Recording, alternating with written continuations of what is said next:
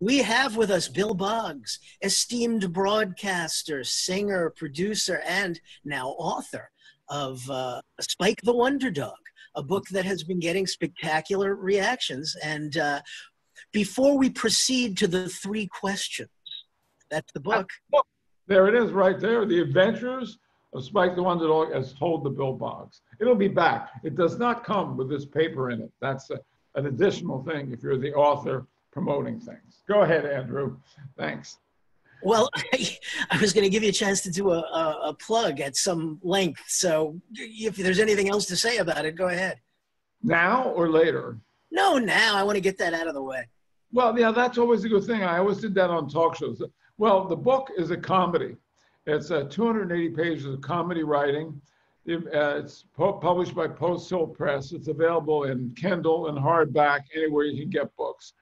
It's gotten, as you were kind enough to say, excellent reviews, including several that have said laugh out loud funny. It's the most I've laughed reading a book in a long time. And I got that from a wide array of people at a wide array of ages. It's politically incorrect in the same way that the popular television series Family Guy is still not, according to strictures, politically correct. So, well, that kind of politically incorrect. A little warning on the cover right there, politically incorrect humor. And it's a story, it's a dog story.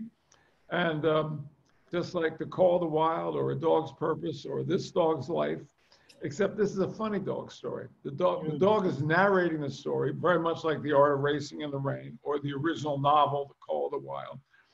And it's Winston Groom, who reviewed the book, said that Spike is fiction's funniest canine. And that's what I was aiming for.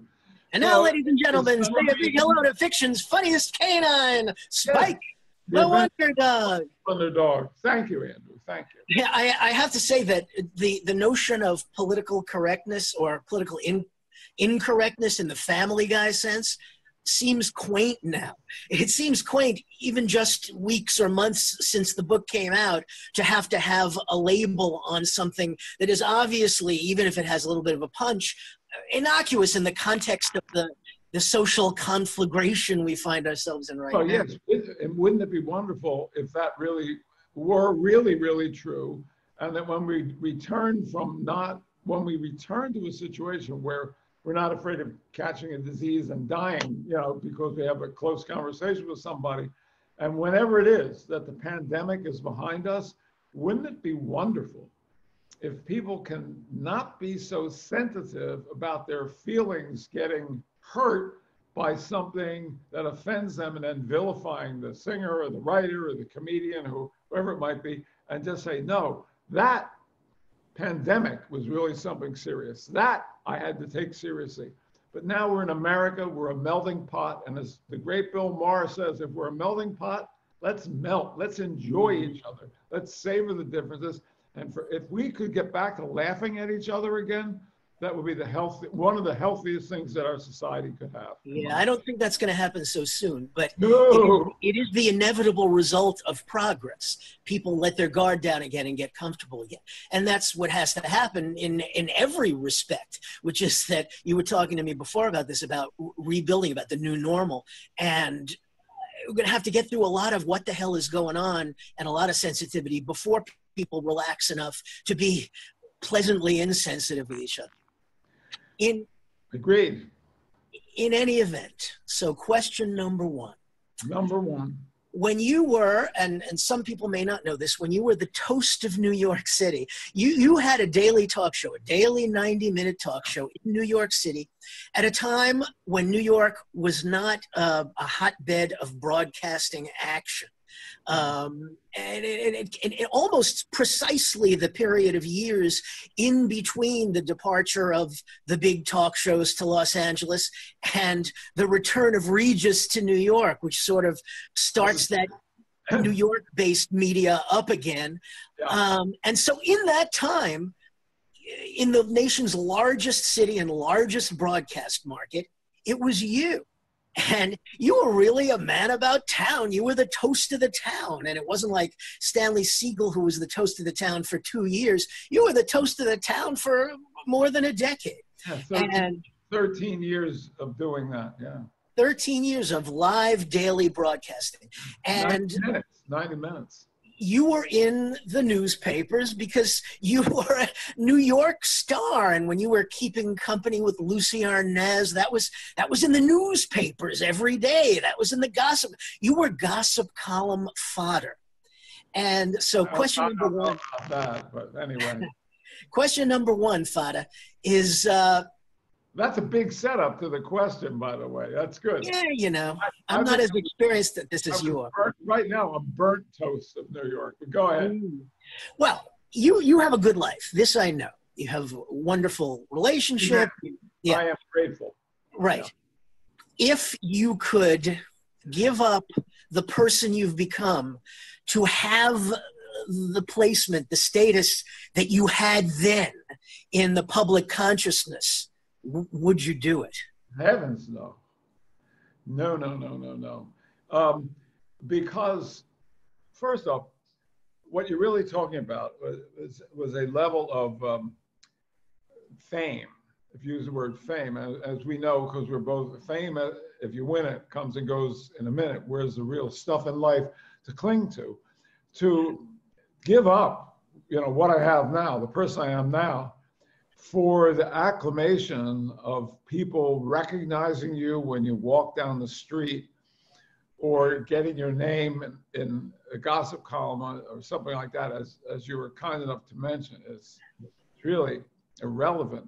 I'd rather have my name in the paper for the good work I'm doing. And again, now I'm not plugging the book, but it's been like a tremendous victory lap for me to set out 4 years ago to write what is essentially my second novel and my third book, and to get the great reviews and have people like you and all over the country talking to me and in a way celebrating my career for everything I've done. So I would not go back to that. And it's a very interesting question, because what it does is it posits the question of the value of recognition and the value of fame over the value of a series of accomplishments. It was interesting when Midday went off the air. Before I did Midday, I had 3 years in High Point, North Carolina. And by the way, that's where the book starts, because the book follows the course of my career. 3 years in High Point, North Carolina. The show was called Southern Exposure with Bill Boggs, and it was syndicated throughout the South. But in that area, Andrew, of High Point, I lived in Thomasville, Greensboro, Winston-Salem. There was no place that I could go where I was not recognized almost instantly. So it was as if, like, think Robert Redford, you know, in the 70s, anywhere he would go. In that market of High Point, Greensboro, Winston-Salem, I got the greatest concentration that I've ever received in my life of recognition, fame, and I could do anything I wanted to do. I could call any restaurant. So that was the peak of when coming to New York was relaxing compared to that.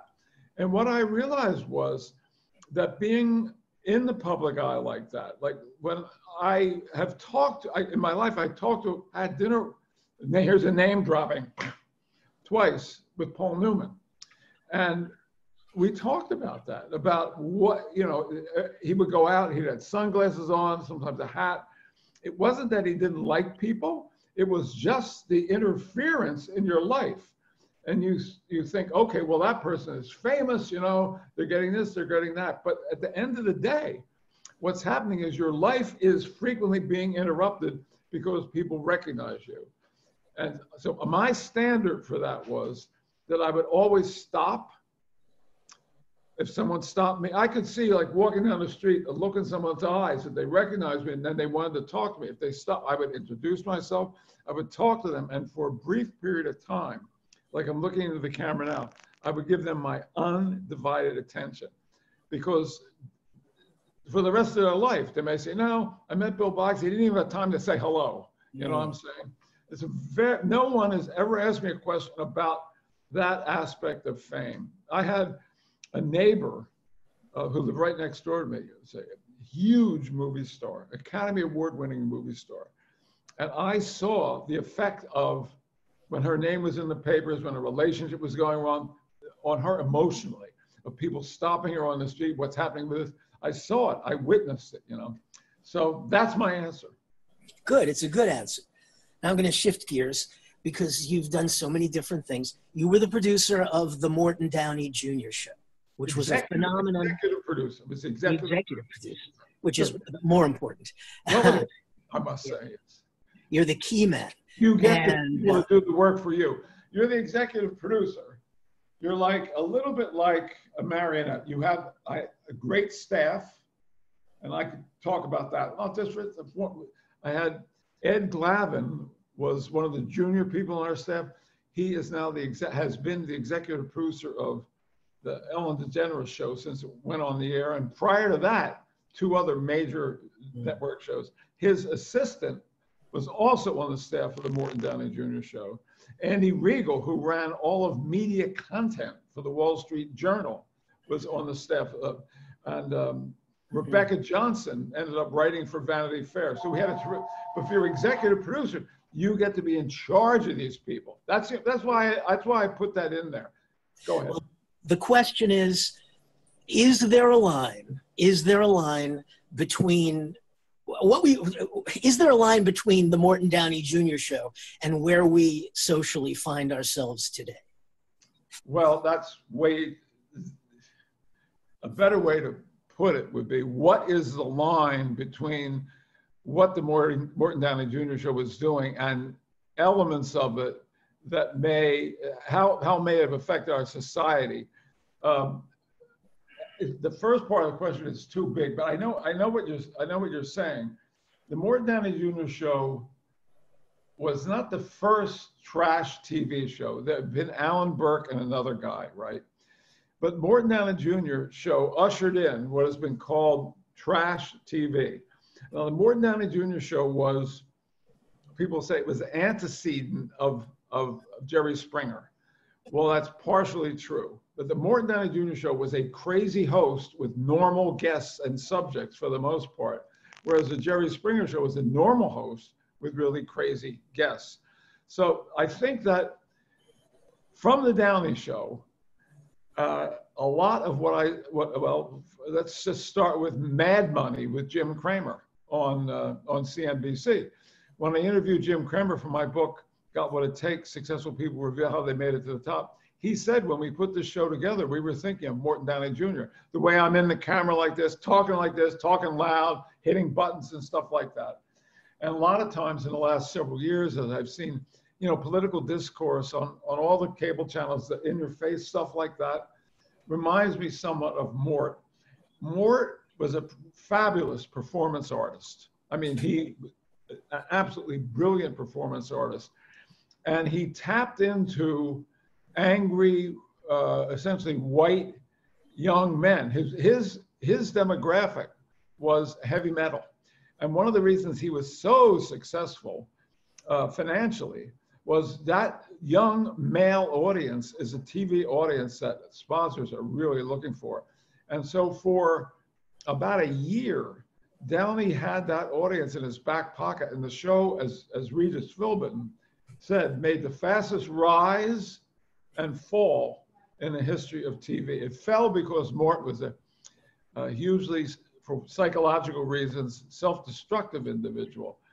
That's the reason that it fell. It didn't fall because of ratings. It fell because his personal behavior earned the enmity of the sponsors. And at the end, the only sponsor we had on the show was roach traps. That's how bad it got. So and symbolic. What? And symbolic too. Yeah, when Donald Trump back in 2016 announced he was running for the president, and we got to see him and the way he handled himself in the debates. I was on CNN twice, it's always fun. I wish I had enough credibility, like to be a social commentator. I would love that role. Like every once in a while to be on a show and talking about the gestalt of stuff, its intersection with media. And I said that there's a lot of performance artists in Trump. And there's a lot of performance artists in Morton Downey Jr. In other words, in your face, yelling at you. And then another similarity is that Mort would make things up and totally believe them. And that's no BS. He took a lie detector test, asked to take a lie detector test, knowing he was going to lie about the one main subject of the test, and took the test completely successfully. Wow. He could convince himself through magical thinking that he had actually not done what he had done. So there is a line between Morton Downey Jr. and no, I wasn't saying there wasn't a line. Oh, I was trying to point to the specific things rather than all of society. All of society. All right. Question number 3. This is the big one. This is not the big one. The middle one was the big one. This is just, you are the age, Bill, where some of the people your age are the first generation rock and roll fans. Yes, you are. That's correct. And others of your generation, because they had come up also steeped in the way things were, continued as part of the old world, of the pre-rock and roll era. And it's a fascinating time because you always wonder why this person adopted the shroud of that culture and the other person adopted the new. Yeah. So the question is, I know how much the Sinatra thing means to you, the Rat Pack, that kind of entertainment. Yeah, the Great American Songbook, yeah. Which you sing as well. Yep. I want to know why. I want to know why you took that path, or what you even think the path is you took. Well, you could only be born in an aggregate period of about 1.5 to 2 years to go through puberty and the birth of rock and roll at exactly the same time. Mm-hmm. Now, stop and think about what that means. Puberty is a complete change in your life in terms of going from childhood into young adulthood. Your whole glandular system is changing. Your energy is changing. If you're a guy, you're looking at girls and so forth. You want to play kissing games. You didn't want to do that 2 years before. So I was born in 1941. And when Elvis Presley hit, and Bill Haley and the Comets hit in, say, 53, Rock Around the Clock from Blackboard Jungle, I was right there. I saw Elvis Presley, and people, I tell this story and people say, you're dating yourself? Proud to do it. I saw Elvis Presley in 1957 with the Jordanaires at the Arena in Philadelphia when he was the hottest act in show business. And in fact, the first time I ever went to I never think of it as a concert, but went to a big show like that, the first show I ever saw was Elvis Presley, and the first nightclub show I ever saw was Frank Sinatra. So I am a rock and roll, I love rock and roll. I listen to more rock and roll than I do Great American Songbook. I have a 12 or 14 hour curated list of music that has all manner of stuff on it. The Stones, The Doors, Sam Cooke, Dean Martin, Dionne Warwick, early Barbra Streisand, like, you know, Color Me Barbara, that a little bit of that, Peggy Lee, Fats Domino, Little Richard, Chuck Berry. The pillars of rock and roll, the first inductees into the Rock and Roll Hall of Fame, which just inducts, it seems to be inducting anybody these days. Like, you know, you live long enough, you're going to get in, except for poor Neil Sedaka and Bobby Rydell, and Fabian and Frank Avalon. They ought to take those 3 guys, the Golden Boys, in as one unit while they're still alive and do themselves a favor. Then what happened was, as a child, at first I just always loved music. So I am not a person who can be categorized on any level as saying I went in the direction of the Great American Songbook. I was listening to your hit parade on the radio and then on television, which was not rock and roll. I love that show. Then I really got into rock and roll. I saw Fats Domino. I went to a prom with Fats Domino performing, right? I saw Chuck Berry. I saw Elvis Presley. I saw Little Richard, all right? All those guys. And then because I was interested in Sinatra, just interested in him. I knew so many people were crazy about the guy, particularly college students a couple years older than I was, who were born a little bit before I. So what happened there, and Andrew, was when I saw Sinatra, I fell in love with Sinatra, and that expanded my taste from the rock and roll river to the Frank Sinatra Great American Songbook river. My mother loved Broadway shows, so I always liked Broadway. So I have a pretty eclectic, big taste in music. I just continued to expand. And then you get to a certain point where you stop expanding, and you have this whole thousands of songs that you love, and that's what you do. That's what you listen to. And that becomes the great Bill Boggs songbook. Oh, well, let's see. Hold on for a second. Let's see what happens. I'll take it off airplane mode, right? Hold on. And then I'll go to my Apple Music. What I was listening to today while I was taking a shower was the first 3 songs of Sinatra's album, Ring a Ding Ding. But let me go to my library, onto my playlist, onto my, what I call, I have 2. I have one is called Jazz on the Beach, which is about 12 hours of jazz and some vocals. And the other is Thank You, which is the blend of rock and roll. And now I'll hit Thank You, and we'll hit Shuffle Songs. And what comes up is Toyland by Perry Como. And then the next song is Everyday People by Sly and the Family Stone. And then comes Like a Rolling Stone, Bob Dylan. And then comes Tears on My Pillow, Aaron Neville. And then comes The Doors, The Wasp. And then comes Do You Think I'm Sexy by Rod Stewart. And I can't stand Rod Stewart's recordings of the Great American Songbook. Whatever reason. I've actually asked for them to be turned off. Then the Beatles doing something, and you get the idea. Then Dean Martin doing La Vie en Rose. There you got it.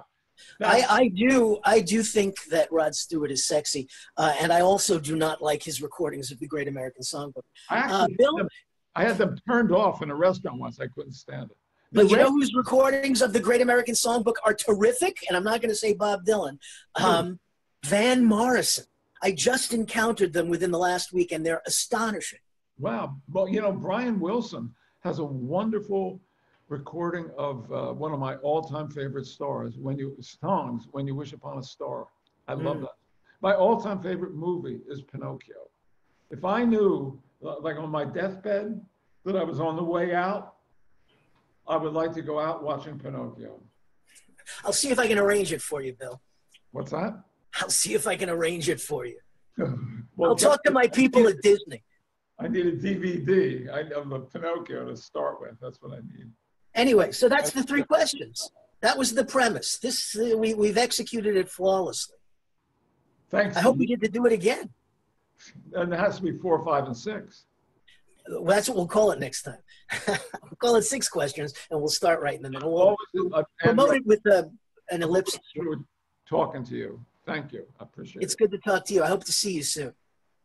Yeah, that'd be nice.